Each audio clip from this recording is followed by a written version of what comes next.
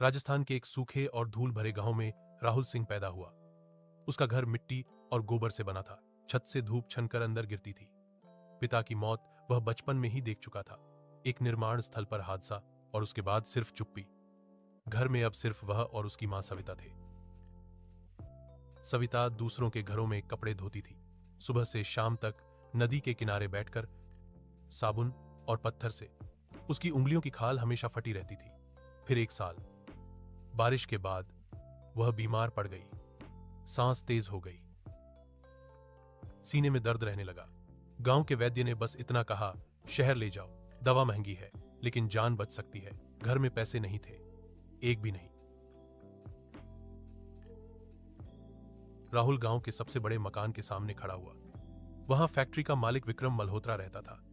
बड़ा फाटक, अंदर संगमरमर का आंगन, छत से घूमता पंखा। राहुल जमीन पर बैठ गया, हाथ जोड़ लिए। बोला कि मां मर रही है, उधार दे दीजिए, जिंदगी भर काम करूंगा। विक्रम ने उसकी तरफ देखा तक नहीं, इशारा किया। दो आदमी आए,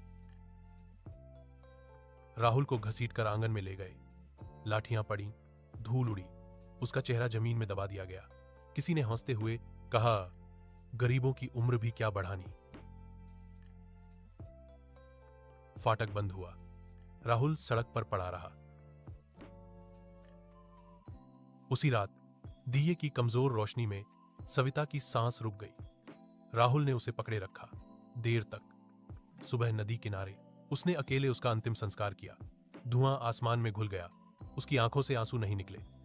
अगले दिन वह गांव छोड़कर निकल पड़ा। सबसे सस्ती ट्रेन में खुले दरवाजे के पास खड़ा होकर वह मुंबई पहुंचा। शहर पहले से जाग रहा था। शोर, भीड़, बदबू और उम्मीद, सब एक साथ। उसने निर्माण स्थल पर काम किया। सुबह 5 बजे लाइन में खड़ा होना, ठेकेदार की उंगली का इंतजार। चुने गए तो काम, नहीं तो भूख।